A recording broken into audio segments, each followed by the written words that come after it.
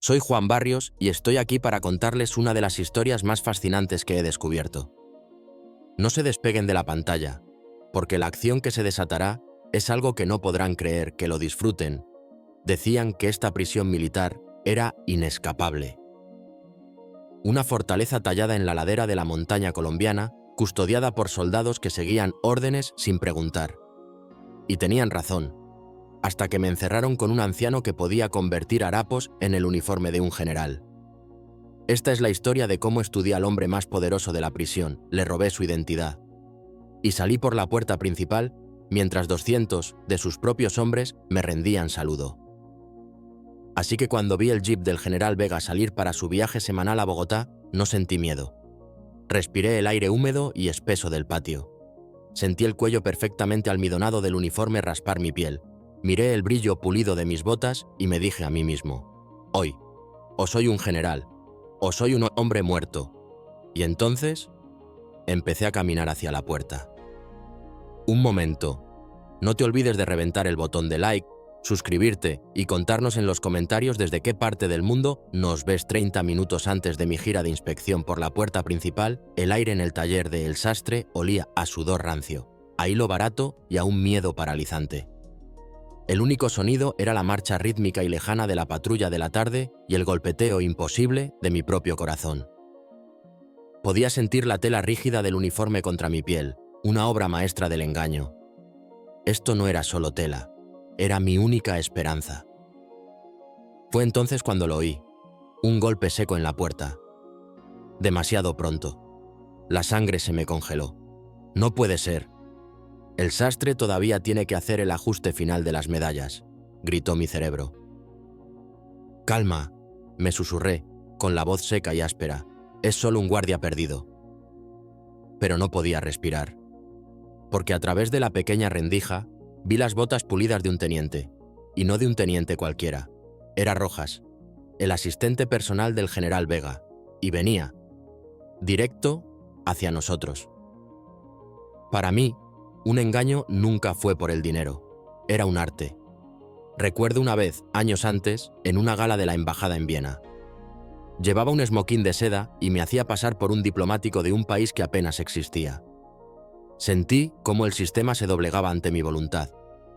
El sabor del champán caro, el sonido de gente importante creyendo cada una de mis palabras. Era una sinfonía de confianza, y yo era el director. Esa era la emoción, el arte puro. Esta prisión, en cambio, era la antítesis del arte. Era rigidez brutal y sin sentido. Y en el centro de todo estaba el general Vega. La primera vez que lo vi, no sentí miedo. Sentí el asco de un profesional. Su arrogancia era descuidada.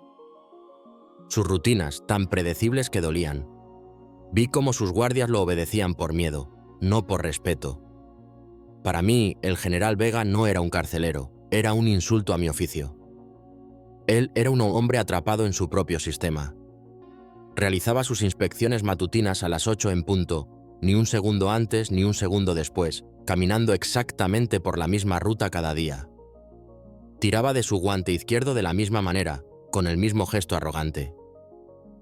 Un día lo observé desde el patio mientras humillaba a un joven cocinero, tirando un plato de comida perfectamente buena al suelo porque el tenedor estaba en el lado equivocado. Lo hizo en silencio, con una mirada de puro desprecio.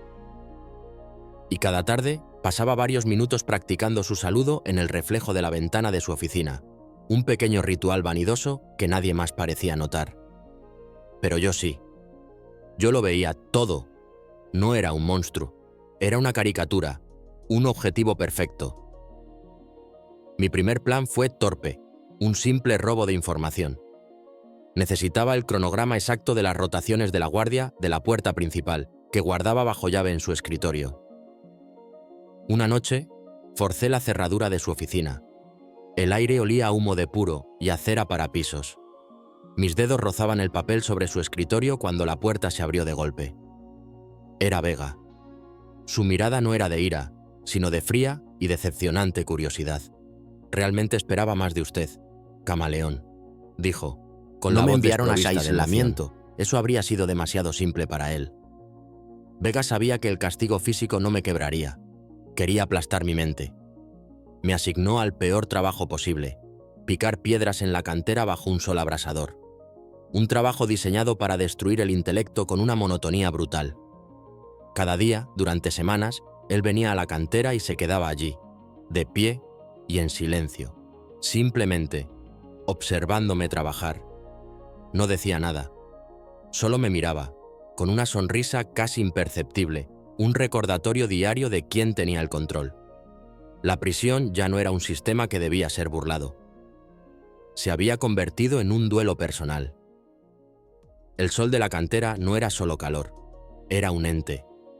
Un martillo invisible que golpeaba mi cráneo con cada palada de grava, convirtiendo mis pensamientos en un lodo espeso y gris. Mis músculos, antes ágiles y entrenados, eran ahora cuerdas de dolor anudadas y resecas. Llevaba semanas en ese infierno personal de Vega. Cada mañana me despertaban antes del amanecer. Cada día el mismo desayuno insípido. Cada día la misma marcha hacia la cantera, donde el único sonido era el rítmico clang de los picos contra la piedra y la risa ocasional de un guardia aburrido. Y cada día, en algún momento después del mediodía, él aparecía. El general Vega se paraba en el borde de la cantera, con las manos entrelazadas a la espalda, su uniforme impecable inmune al polvo que nos ahogaba a los demás. No decía nada. No necesitaba hacerlo. Su simple presencia era el castigo. Era un recordatorio silencioso y constante de mi fracaso, una declaración de su poder absoluto. Me miraba fijamente, con esa sonrisa casi imperceptible, jugando en sus labios, y yo sentía cómo mi voluntad se desmoronaba, grano a grano, como la piedra que rompía. Mi mente, mi mayor arma, se estaba convirtiendo en una radio desafinada, llena de estática y desesperación. «Él está ganando», susurraba una voz en mi interior. «Te está vaciando. Te está convirtiendo en uno más de ellos. En nada». Un día, el golpe fue más fuerte. El sol era particularmente brutal y la deshidratación había empezado a jugar con mis sentidos. Los bordes de mi visión se volvieron borrosos, teñidos de un amarillo efremíci. El sonido de los picos se distorsionó, convirtiéndose en el zumbido grave de un insecto gigante. Tropecé y la pala se me escapó de las manos sudorosas, cayendo con un ruido sordo. Caí de rodillas sobre la grava caliente y afilada, y el dolor apenas se registró. El mundo se inclinaba. Vi a Vega, a lo lejos, su silueta negra recortada contra un cielo blanco y abrasador, y por primera vez sentí que la partida estaba perdida. Cerré los ojos, listo para que la oscuridad me llevara. Fue entonces cuando una sombra cayó sobre mí. Abrí los ojos con esfuerzo, esperando ver las botas de un guardia listas para patearme. En su lugar, vi unos zapatos viejos y gastados, cubiertos de polvo. Levanté la vista y me encontré con un rostro surcado de arrugas tan profundas que parecían un mapa de una vida difícil. Era el anciano del taller de lavandería, uno de los invisibles de la prisión, un hombre que se movía por los bordes de la vida carcelaria sin que nadie le prestara atención. Lo llamaban el sastre. En su mano sostenía un pequeño trozo de tela de algodón, limpio y húmedo. No dijo una palabra, simplemente se arrodilló, con un crujido de sus viejas rodillas, y me pasó la tela por la frente, limpiando el sudor, el polvo y la sangre de un pequeño corte que no sabía que tenía. El frescor del agua en mi piel fue una epifanía, un ancla que me devolvió a la realidad. Fue un acto de humanidad tan puro y tan inesperado en aquel lugar que casi me hizo llorar. Miré a sus ojos y no vi lástima. Vi reconocimiento. Y algo más. Una brasa de furia antigua, enterrada muy, muy adentro. Duró apenas unos segundos. Se puso de pie, me dio una breve inclinación de cabeza y se alejó antes de que los guardias pudieran notarlo. Mientras se iba, lo vi mirar hacia el borde de la cantera, directamente a Vega, con una mirada que no era de miedo, sino de un odio frío y paciente. Ese pequeño acto de bondad fue más poderoso que cualquier plan de escape. Fue una transfusión de voluntad. Esa noche, en mi celda, ya no sentía la desesperación. El dolor seguía ahí, pero ahora tenía un propósito. Me obligué a comer, hice ejercicios en el pequeño espacio, y por primera vez en semanas volví a observar, volví a pensar. Necesitaba hablar con él. Necesitaba entender esa mirada. El acceso al taller de lavandería estaba estrictamente controlado. Era el dominio del sastre, un pequeño reino de vapor, olor a lejía y el zumbido constante de viejas máquinas de coser. Al día siguiente, durante el trabajo en la cantera, accidentalmente rasgué la pernera de mi uniforme con el borde afilado de una roca. Era un desgarro feo y deliberado. El guardia, molesto por tener que lidiar con la burocracia, me escoltó de mala gana al taller para una reparación de emergencia. El sastre me vio entrar y sus ojos se entrecerraron casi imperceptiblemente. El guardia me empujó adentro. «¡Arréglalo, viejo! ¡Y rápido!», gruñó antes de cerrar la puerta, quedándose de guardia afuera. El aire en el interior era pesado y húmedo, pero extrañamente reconfortante. Olía a trabajo honesto. Cientos de uniformes, doblados y apilados con una precisión matemática, llenaban los estantes. «Un accidente desafortunado», dije en voz baja, mientras me quitaba el pantalón y se lo entregaba. El sastre lo tomó y lo examinó bajo la luz de una bombilla solitaria. Sus dedos, aunque nudosos por la edad, se movían con la gracia de un cirujano. «No hay accidentes en este lugar», respondió. Su voz era un susurro grave, casi inaudible por encima del ruido de las máquinas. «Solo acciones y consecuencias». Se sentó en su vieja silla de coser y empezó a trabajar. El ritmo de la aguja era hipnótico. Durante varios minutos, el silencio se apoderó de nosotros, un silencio cargado de preguntas no formuladas. «¿Por qué?», pregunté finalmente. «En la cantera. ¿Por qué te arriesgaste?». Él no levantó la vista de su trabajo. «Vi la forma en que Vega te miraba. Lo reconozco. Es la mirada que su padre tenía cuando disfrutaba destruyendo a un hombre. Vi que te estaba vaciando, y un hombre vacío no le sirve a nadie». «¿Servir para qué?», insistí. Detuvo la costura, levantó la vista y sus ojos oscuros me perforaron. «Para el equilibrio», susurró. «Este lugar, este mundo, se basa en el equilibrio. Hombres como Vega y su padre lo inclinan hacia un lado con su arrogancia y crueldad. De vez en cuando, se necesita un contrapeso». Dejó el pantalón a un lado, perfectamente reparado. «He estado aquí 30 años. He visto a muchos hombres rotos. He visto a muchos hombres intentar escapar. Con túneles, con violencia, con sobornos. Todos fallan. Porque intentan luchar contra los muros». Hizo un gesto hacia la habitación. «Pero no entienden. Los muros no son la prisión. El uniforme, el sistema, esa es la prisión. Y tú no eres un matón. No eres un cavador de túneles. Eres un artista. Lo vi en tus archivos. Un hombre que entiende los sistemas». El corazón me empezó a latir con fuerza. Él no solo me veía como un prisionero, veía mi esencia. «Tu primer plan fue estúpido», continuó, sin rodeos. «Intentaste robarle un pedazo de su poder, un papel. Es un juego de niños. No debes robarle una parte de su poder». Se inclinó hacia adelante. Su voz bajó a un susurro conspirador que era casi un silbido. «Debes convertirte en su poder». La idea fue tan audaz, tan absurda, que me dejó sin aliento. Era una locura. Era perfecta. Era la obra de arte definitiva. Burlar el sistema no desde afuera, sino desde su mismo centro. «Es imposible», dije, pero la palabra sonó hueca, una mentira que ni yo mismo creía. Una sonrisa delgada y sin alegría tocó los labios del sastre. «Imposible es solo una palabra que usan los hombres sin imaginación. Yo puedo construir el cuerpo, pero necesito que tú le des el alma». Nuestra alianza se forjó en susurros y miradas robadas durante las siguientes semanas. El taller del sastre se convirtió en nuestro santuario y laboratorio. Conseguí un puesto permanente allí, gracias a una epidemia de uniformes dañados que orquesté sutilmente con la ayuda de un par de deudores en la cantera. Nadie lo cuestionó. Para la administración, yo era un problema contenido, un animal domesticado. Para Vega, yo era un trofeo roto, una fuente de diversión diaria. No se dio cuenta de que el verdadero juego acababa de comenzar.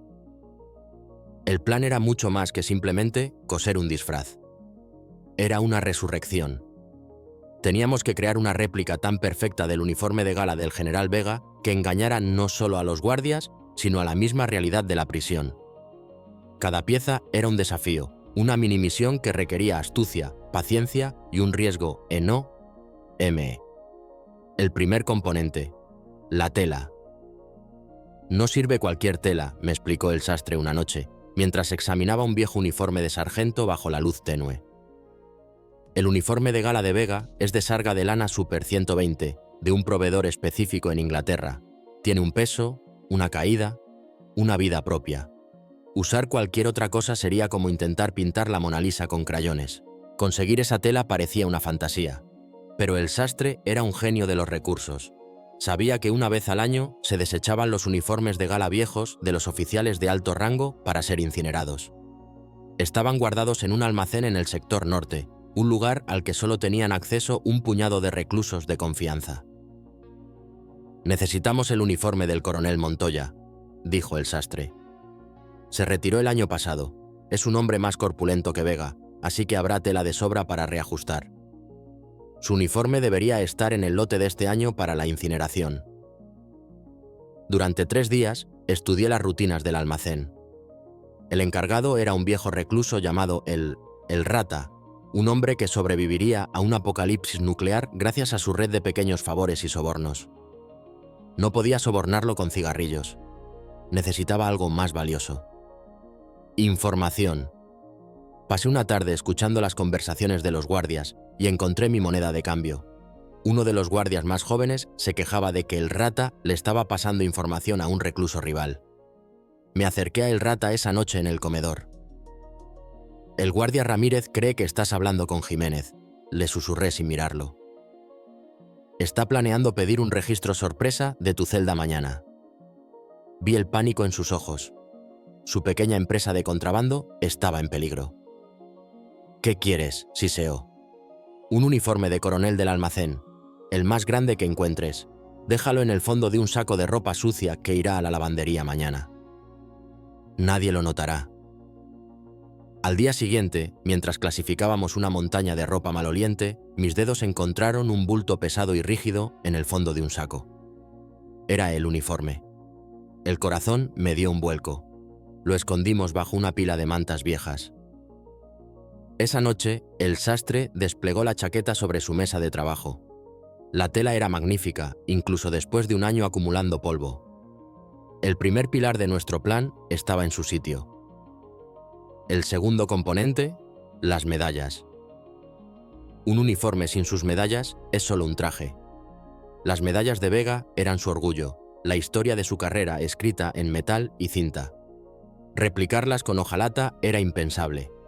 Necesitábamos las de verdad. «Las medallas son el alma del uniforme», murmuró el sastre, mientras dibujaba un esquema de la pechera de Vega de memoria. «Cada una cuenta una historia. Y cada una debe estar en su lugar exacto». Identificamos las 3 más importantes y visibles. La Orden de Boyacá, la más alta condecoración de Colombia, la Medalla de Servicios Distinguidos y la Cruz de la Fuerza Aérea. Conseguirlas parecía la parte más imposible del plan. Estaban guardadas en una vitrina cerrada con llave en el pasillo administrativo, un área patrullada constantemente. Pero el sastre tenía un as bajo la manga. Conocía al guardia encargado de la limpieza nocturna de ese pasillo, un hombre mayor llamado Ernesto, a quien el sastre le había reparado gratis la ropa de sus hijos durante años. No era un hombre corrupto, pero era un hombre agradecido. «No le pediremos que la robe», me explicó el sastre. «Eso sería demasiado peligroso para él. Le pediremos un favor mucho más pequeño». El plan era de una sutileza exquisita. El sastre le pidió a Ernesto que, durante su limpieza, accidentalmente dejara caer su pesado cubo de agua cerca de la vitrina, salpicando el cristal.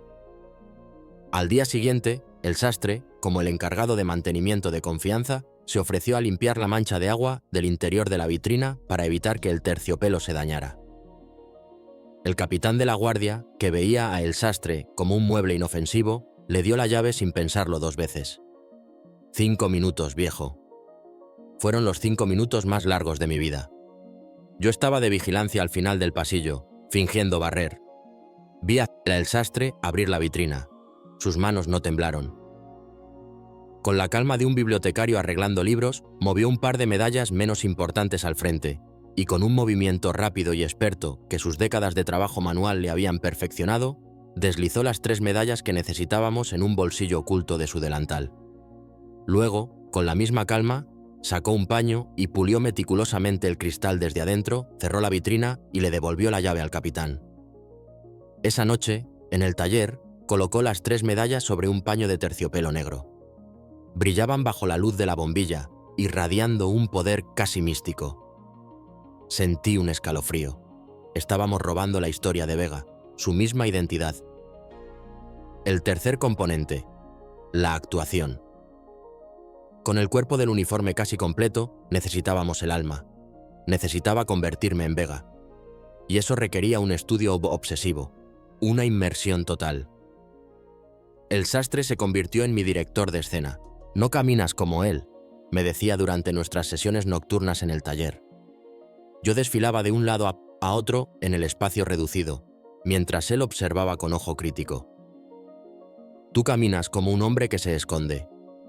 Vega camina como un hombre que es dueño del suelo que pisa.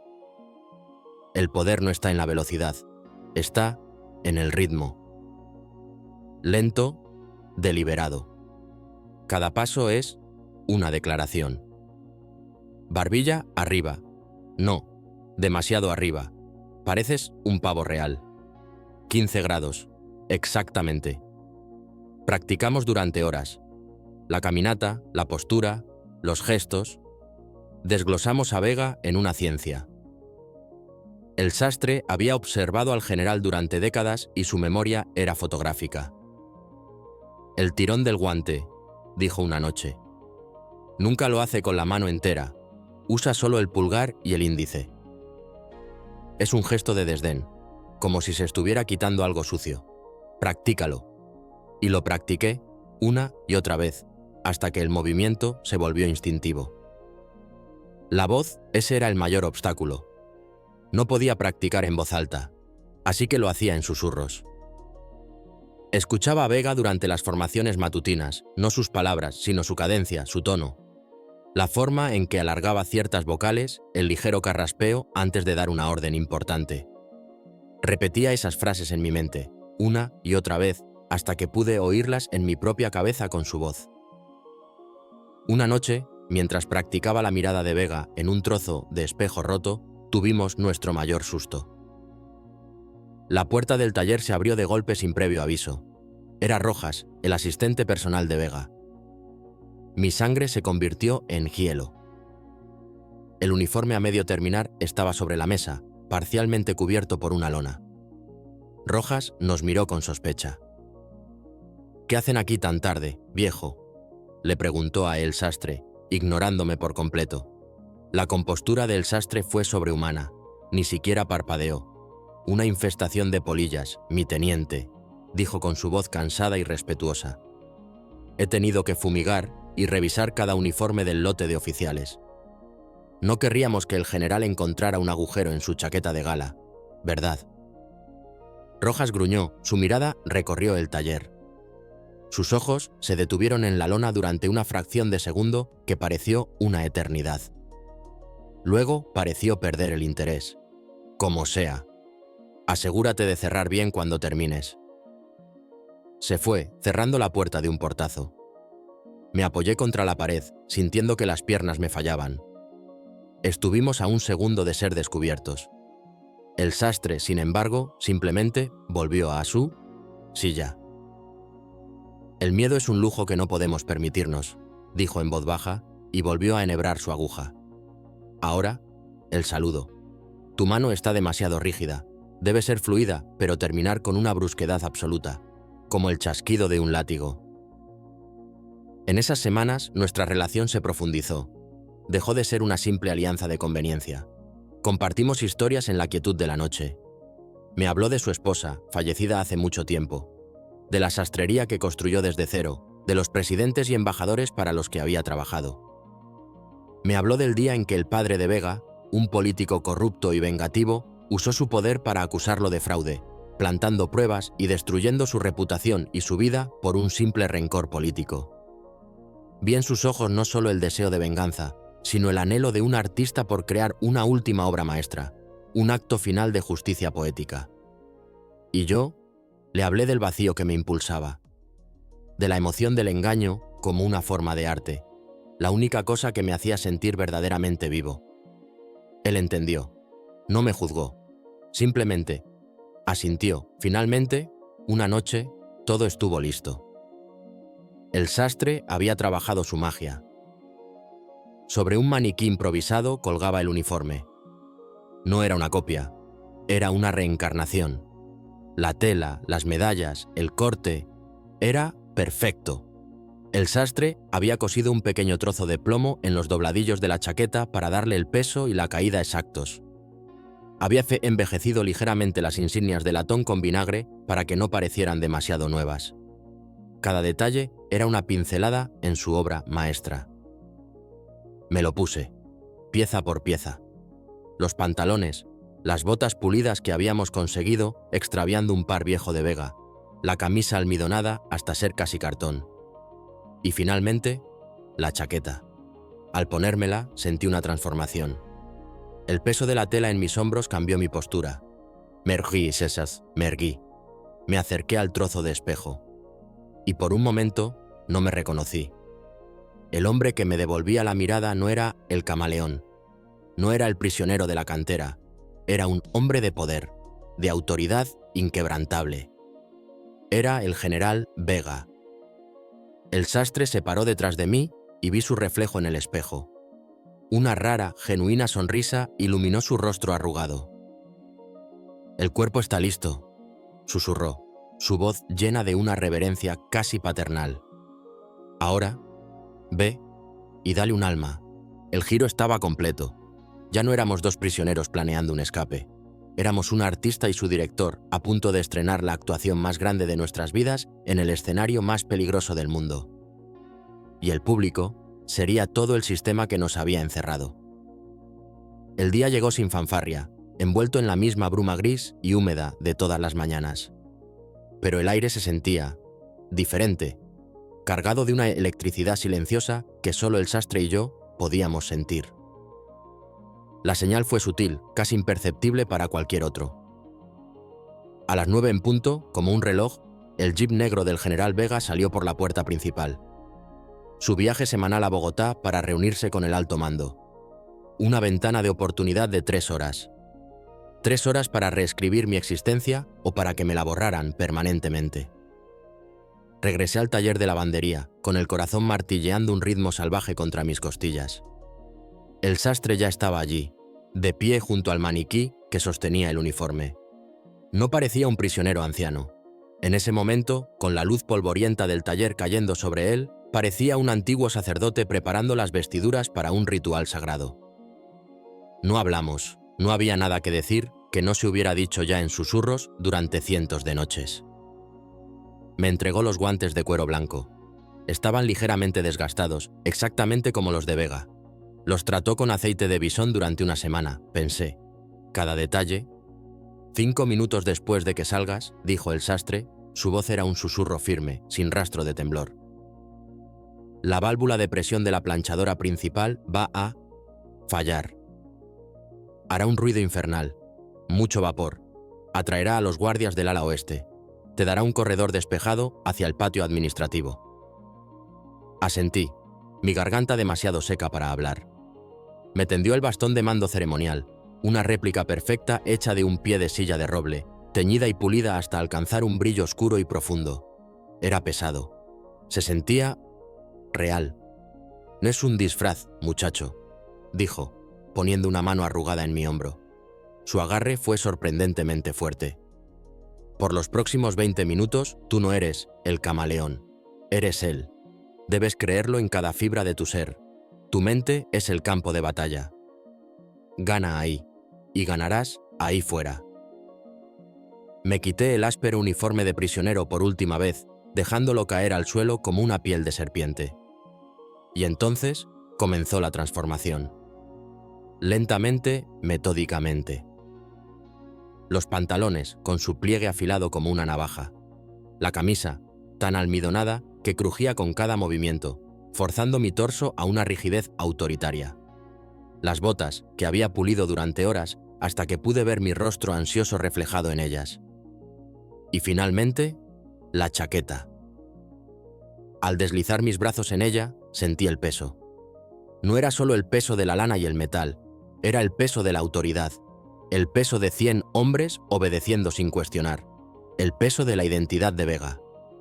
Me abroché los botones dorados y con cada uno sentí que una parte de mí se desvanecía, reemplazada por una frialdad y una arrogancia que no eran mías. Me puse los guantes, estirando cada dedo, y por último, tomé el bastón. Me miré en el trozo de espejo roto. El hombre que me devolvió la mirada era un extraño. Sus ojos eran fríos. Su mandíbula estaba apretada. Su postura era impecable. Era el general Vega. Un silbido ensordecedor, seguido de un estruendo metálico y una densa nube de vapor que se escapaba por debajo de la puerta del taller, sacudió el edificio. El sastre había cumplido su parte.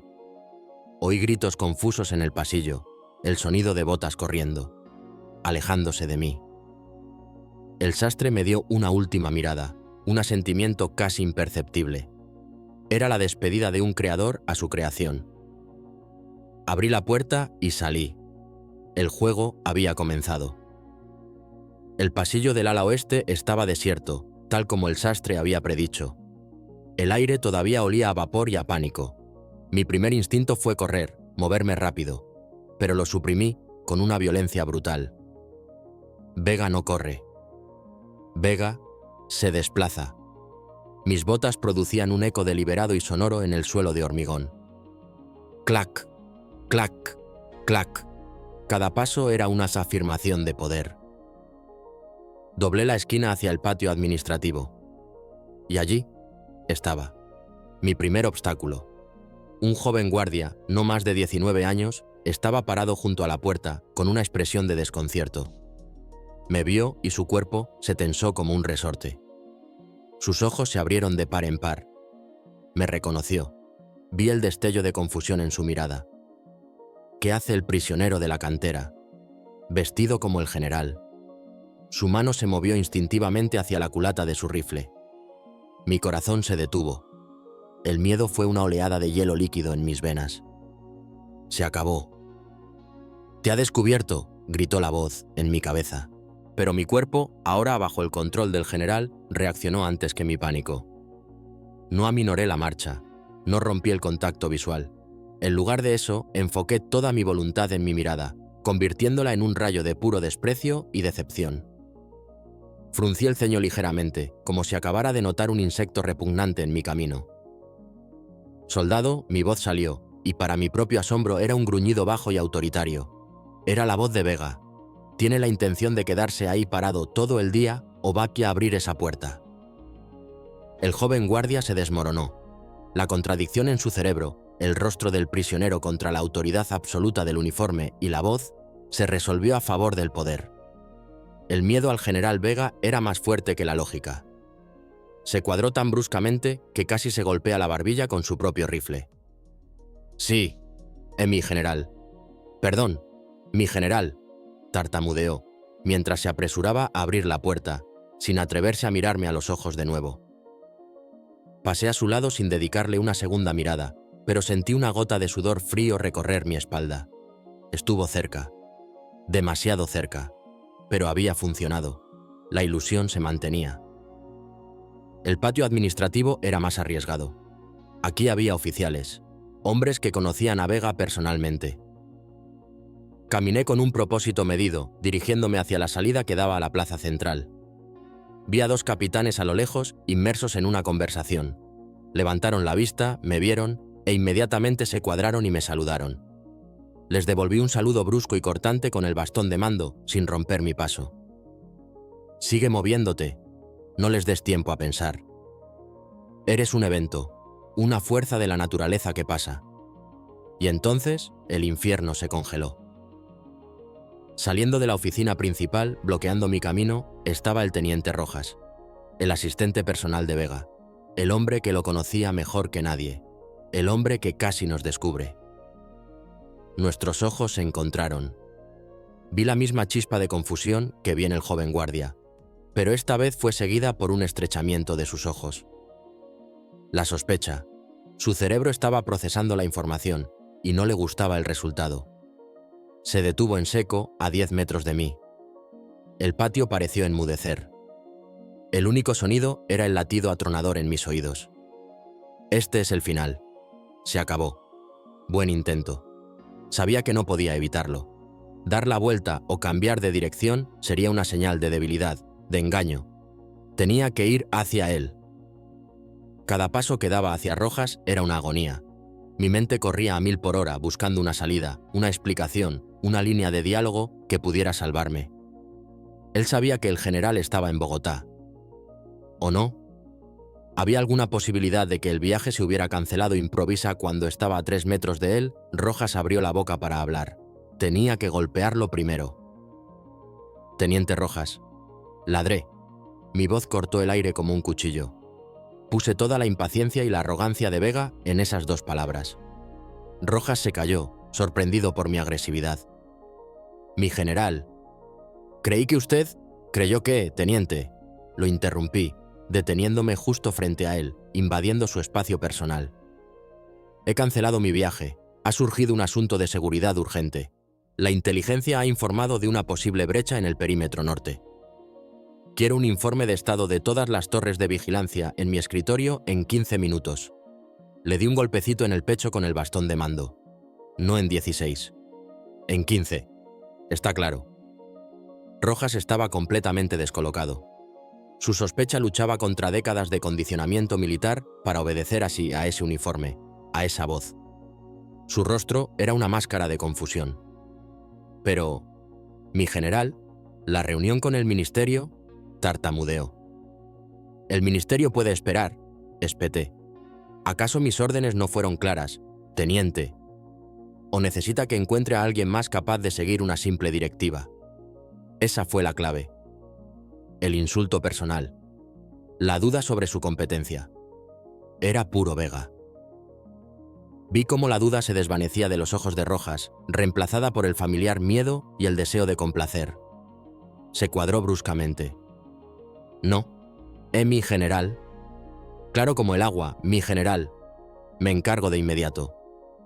Se dio la vuelta y se fue casi corriendo en la dirección opuesta, hacia las torres de vigilancia. Me quedé allí por un segundo, inmóvil, mientras la adrenalina me hacía temblar por dentro. No podía respirar. Acababa de mirar al diablo a los ojos y le había ganado la partida. Me obligué a reanudar la marcha, con el mismo ritmo lento y deliberado, hacia la puerta final que daba a la plaza principal. Al abrirla, la luz del sol me cegó por un instante. Y el sonido me golpeó como una pared. La plaza principal, el corazón de la prisión. Y allí, como el sastre había temido y yo había esperado, estaban realizando los ejercicios de la tarde. No eran 20 hombres, no eran 50. Eran 4 batallones completos. 200 soldados moviéndose como un solo organismo bajo el sol de la tarde. El sonido de sus botas marchando sobre el asfalto era como el latido de un corazón gigante y monstruoso.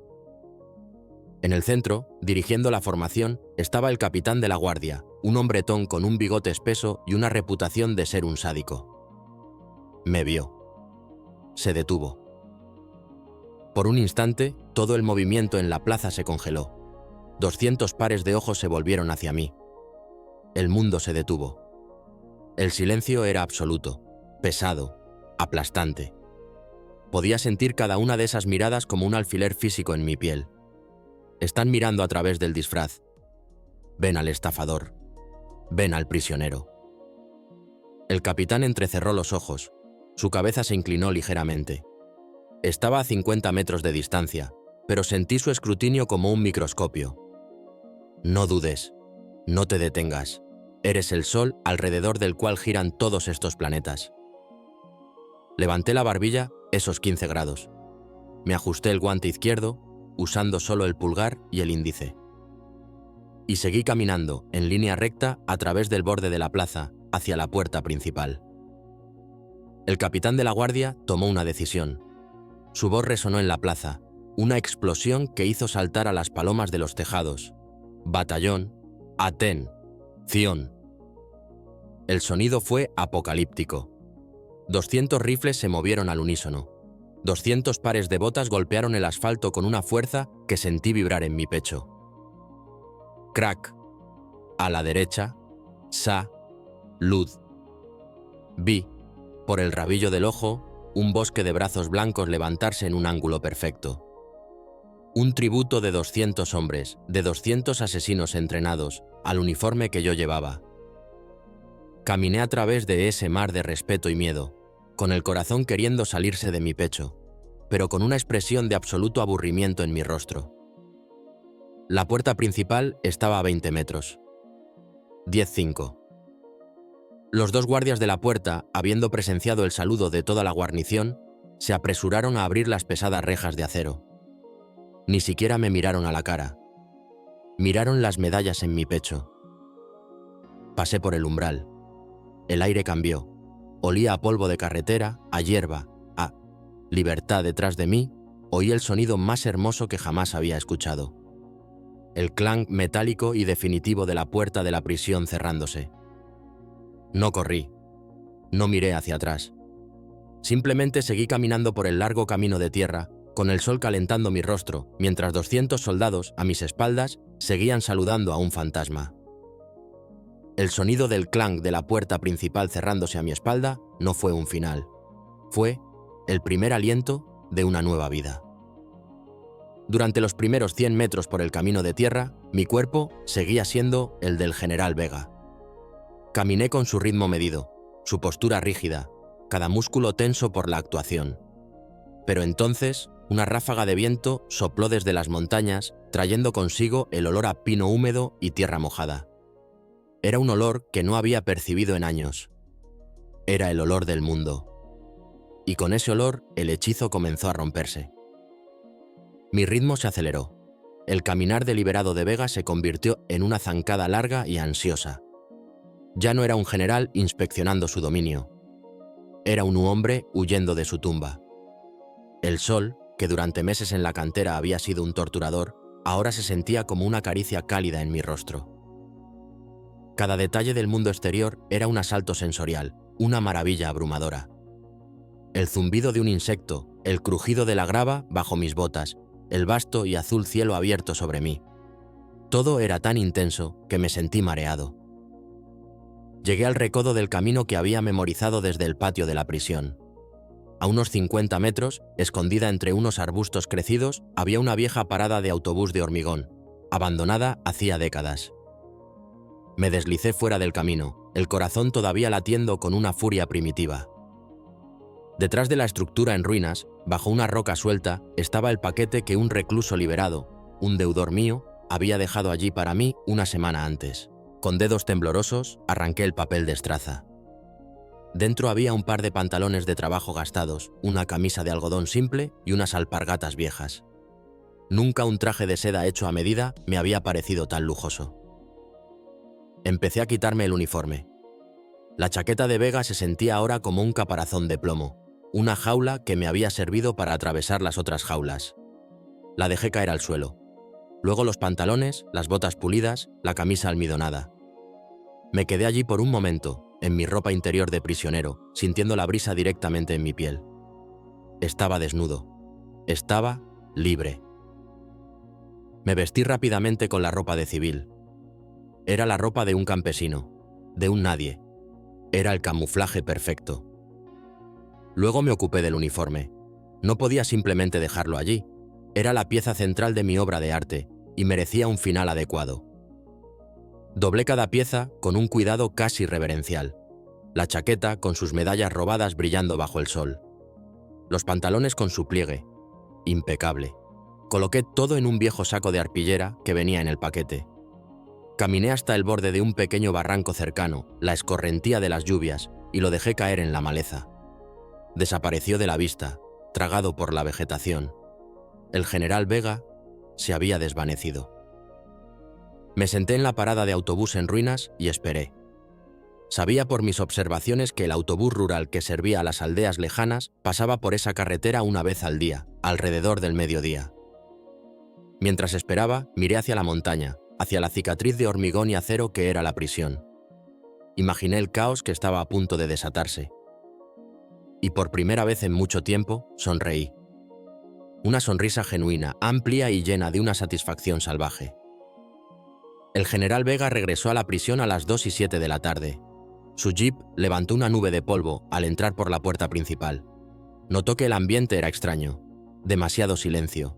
Demasiada tensión en los rostros de los guardias de la puerta.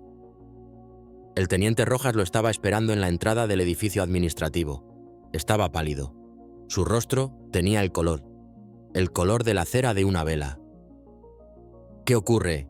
Teniente, parece que ha visto un fantasma», dijo Vega, quitándose los guantes con su característico gesto de desdén. «Mi general», comenzó Rojas. Su voz era un hilo tembloroso. «Ha habido una discrepancia en el recuento del mediodía». La ira de Vega fue instantánea y fría. Una discrepancia. «En mi prisión no hay discrepancias. ¿Hay orden o hay incompetencia?» «¿Cuál es, teniente?» «Un prisionero, mi general, no aparece». Vega se detuvo. Una vena comenzó a palpitar en su sien. «¿Quién?» Rojas tragó saliva. «El prisionero 382, el que apodan el camaleón».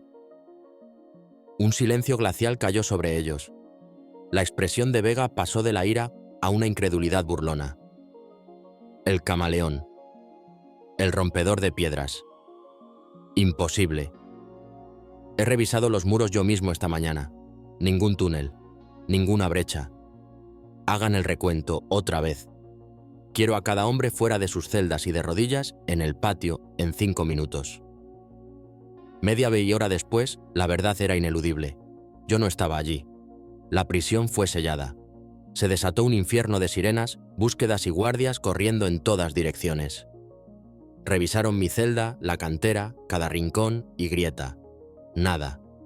Para ellos, simplemente me había evaporado. Fue el joven guardia de la puerta del patio administrativo quien, temblando de miedo, finalmente se atrevió a informar de su extraño encuentro. Lo vi aquí usted, mi general, esta mañana. Se dirigía a la plaza. Rojas se quedó helado. Su propia interacción conmigo, la orden urgente sobre las torres de vigilancia. Todo volvió a su mente en una oleada de horror y comprensión. Corrió a la oficina de Vega, abrió su armario personal donde guardaba sus uniformes de gala y lo encontró, vacío. El gancho donde debía colgar la pieza más preciada de su identidad estaba desnudo. Cuando Rojas le explicó la imposible verdad a Vega, el general no gritó, no enfureció. Su rostro se congestionó, volviéndose de un rojo oscuro y profundo. Sus ojos se abrieron de par en par, inyectados en sangre. Por un momento, Rojas pensó que iba a sufrir un infarto. Luego, con un rugido que no parecía humano, Vega volcó su pesado escritorio de caoba, enviando papeles, trofeos, modelo a escala de la prisión volando por los aires. La humillación era total. No había sido vencido por la fuerza. Había sido despojado. Su poder, su identidad, su misma esencia habían sido robados, usados como un disfraz y luego desechados como basura. La investigación del Ministerio de Defensa fue rápida y brutal. La fuga en sí misma era una vergüenza nacional, pero era solo el principio. Siguiendo un soplo anónimo, una carta que el sastre envió a través de un contacto externo 2 días después de mi fuga, los investigadores revisaron los archivos de adquisiciones de la prisión. Allí, escondido dentro de un libro de contabilidad de uniformes, encontraron otro libro, uno pequeño, de cuero negro. Era el libro de contabilidad privado de Vega, donde registraba sus negocios de contrabando, los sobornos de prisioneros ricos y la venta de suministros de la prisión en el mercado negro. Lo había robado de su escritorio la noche de mi primer intento fallido y se lo había confiado a el sastre para que lo escondiera. Era mi póliza de seguro. El general Vega no fue enviado a una prisión cualquiera. En una ironía que solo un artista como yo podría apreciar, fue sentenciado y enviado a su propia prisión.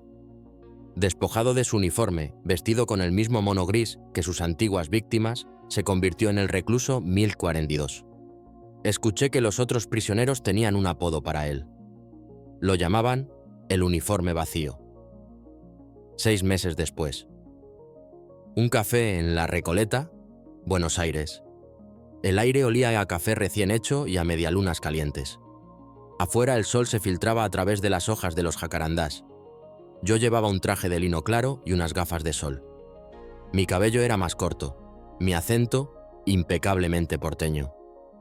En la mesa, junto a mi taza de espresso, había un periódico local. En una pequeña sección en la página 12 había una nota breve. Ex general colombiano muere en motín carcelario. No sentí nada, ni alegría ni pena. Era simplemente el final de una historia, el cierre de un libro. Doblé el periódico y observé a la gente a mi alrededor. Observé al banquero en la mesa de al lado, cómo trataba al camarero con un desdén calculado, la forma en que su costoso reloj era un uniforme para comunicar su estatus. Observé a la mujer con joyas, cuya risa era una actuación para todos los que la rodeaban. Vi los sistemas, las máscaras, los uniformes invisibles que todos usan todos los días. Vi un mundo lleno de escenarios. Un mundo lleno de puertas esperando la llave correcta. Y esa es la ironía final. Vega pensaba que el poder estaba en sus muros, en sus guardias, en su nombre. Estaba equivocado. El poder real está en entender que todas esas cosas son solo un disfraz. Demostré que el uniforme es más poderoso que el hombre, y que un hombre sin uniforme es solo un hombre.